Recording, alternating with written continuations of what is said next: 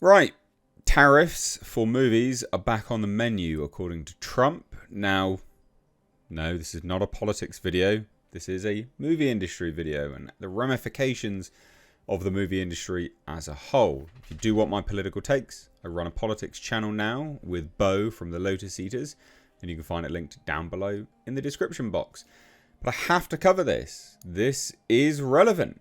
And I can see it from both sides. Trump again promises 100% tariff on movies made outside of America. Now, what will that do to the movie industry as a whole? It's a difficult one. It's a really difficult one. I remember talking about this when this was a proclamation that he wanted to bring in, in power when he gained political office for the second time. And I said it makes a lot of sense because, and it does make a lot of sense from an American worker's perspective, from the lower down people. It doesn't make a lot of sense, and it's not advantageous for the people that are paying for movies to be made, right? So movie studios. It's actually quite detrimental to movie studios. And it's a really difficult balance to strike because the market forces on movies, you've got unions forcing like quite ridiculous things to be put in place. You must hire this X, Y, and Z amount of people. You must have this in place. You must do this, this, and this, right? That starts to narrow and squash. It has a stranglehold on the industry, and the studios really struggle to work within those confines in a way which becomes profitable. So what you get are movie studios then working abroad where they can get gigantic tax credits. That's why they do it. That's why.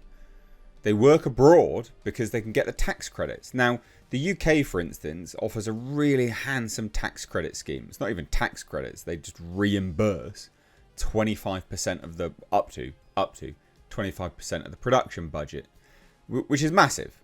That's huge. Oh, you can get a quarter of your budget back? Yeah, I'll shoot in the UK then. Why not? Now, the UK does have unions. It has an arm of SAG. There's arms of multiple unions, in the UK. But because the studios can get a whole bunch of money back from the state, my tax, obviously not all of it, but my tax does go towards this kind of crap. It becomes a really appealing venture. So it's a really difficult one to navigate, this topic, because it's multifaceted. Market forces are being controlled in a way which actually really does put the whole thing between a rock and a hard place. I can see what Trump is trying to do. He is trying to say, hey, you need to start making more movies in America. Like, why aren't you making movies in America? That's why he's doing it. And the intention is a good intention, right? To bring more movies back to the States to be made. The issue lies in the fact that other forces on the market, on the sort of employment element of it all, how movies are structured, is creating a really disadvantageous way to do it. It becomes profit margins just creep down and down and down.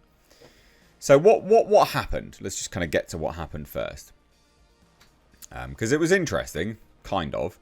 But basically, letting loose with a barrage of social media postings this morning on subjects ranging from furniture production in North Carolina to the NFL and more, Donald Trump is back on attacking Gavin Newsom and promising big tariffs on overseas movies. Really big tariffs.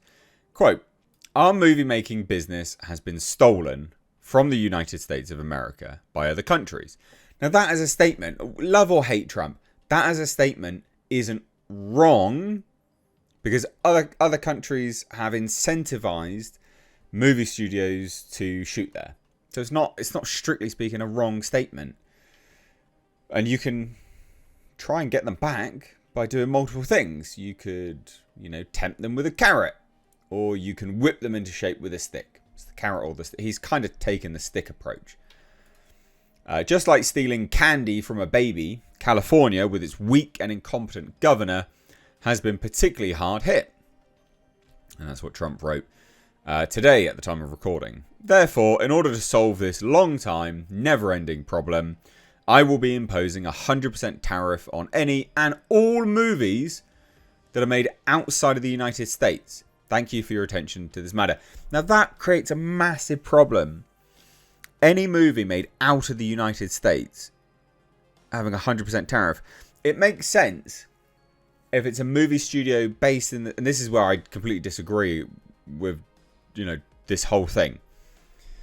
Because movies made by, say, a Thai company shooting in Thailand, for instance, or, say, Toho, a Japanese company shooting in Japan, well, they're not... I don't think... That's not a movie that's been stolen, right? That's a JDM movie, Japanese domestic market movie, right? That is Godzilla. It's a JDM movie. Yeah, it's been exported to the States or imported to the States, but that's not a movie that otherwise would have been made in the United States, right? It's just not at all. And actually, the margins for profit on a movie like that are so high because they're, again, we talk about market forces, their labor laws and how they work on these things and their budgets. Like Godzilla Minus One was made for, rumored to be, and this is the most accurate we could sort of get it to anyway, about $15 million. It went on to earn loads of money. Loads of money, right? So if they import that to the States, oh no, it's cost them $30 million. Like they're not going to care about that. It's not going to affect them.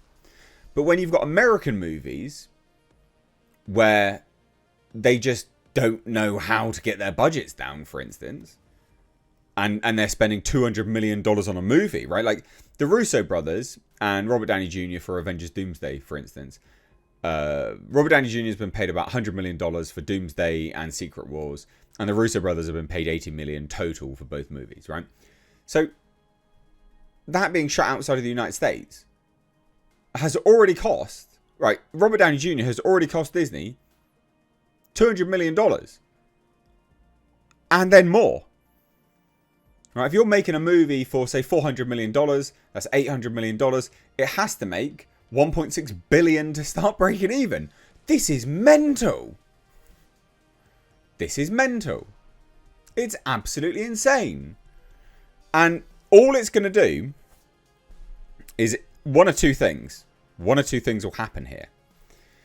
Because really what you have to do is go after the unions and the labour, right? How they enforce quite ridiculous structuring of movies.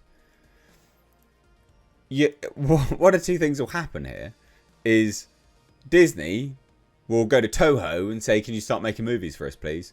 Godzilla. Yeah, he did it for like 15 million. Yeah, can we do that as well? Yeah, okay, no worries. And then you just end up making like Japan or Thailand or any of these other places a superpower when it comes to movie making. Because they'll make it dirt cheap because their labour laws are dirt cheap. And then they'll import it over and they can absorb that cost because it doesn't really matter. Because at the end of the day, it's still a Disney movie. And the likelihood of the profit margin is still quite high. So 100% tariff on a movie that they export all of the work outside of the country is going to be nothing. It's going to be nothing. It's going to cost them nothing to do. I understand the intention. The intention is a good one. Get movies at home again. But you can't do it. You can't do it when everything costs so much money in the States. It's too expensive. The budgets are too much. And that's why companies have to leave the States. Right? It's super expensive to make stuff in the UK as well, right? Like the dollar to the pound.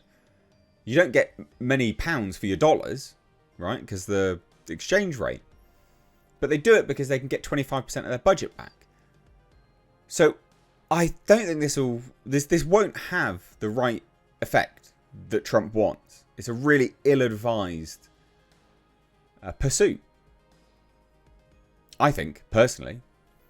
So anyway, there you go. It's back on the menu apparently. What do you guys think? Let me know down below. Hit subscribe if you're new here. And do turn those bell notifications on. Take care. Bye-bye now.